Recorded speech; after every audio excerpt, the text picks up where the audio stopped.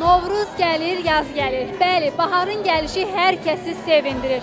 Buna görə də böyükdən kiçiyə hər kəs bu bayramı qeyd edir. Bugün də biz 2 nömrəli ümumi təyinatlı internat məktəbinin uşaqları ilə Novruz bayramını qeyd etməyə gəlmişik.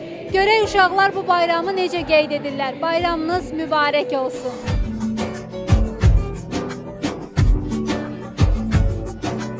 Fərəhlənir uşaqlar, baba qadırğı otaqlar, hər yerdə aşdamalı, şənlik göy uzalır.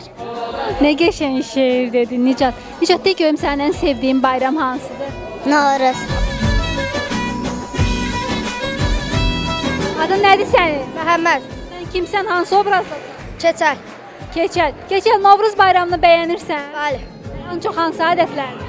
Yumurta döyüşdürmək, səməni böyütmək, od üstündən tullanmaq.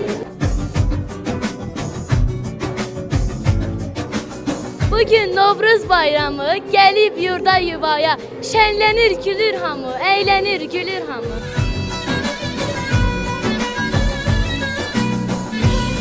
Sən Novruz bayramını sevirsən? Ən çox nəyini sevirsən? Bayram eləmək.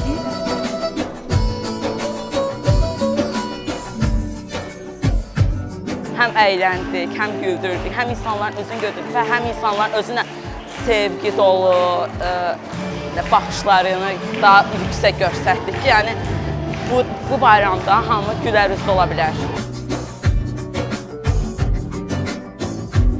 Görüm. Novruz gəlir yurduma, hər tərəf gül çəkdir, gələcək dilər meydana. Novruz bayramını çox sevir. Ən çox nəyini sevir? Novruz bayramı eləmək.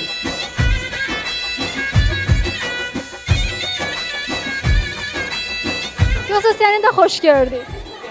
Mən də sizi, Bayramımız sizin də. adın nədir? Can Əli.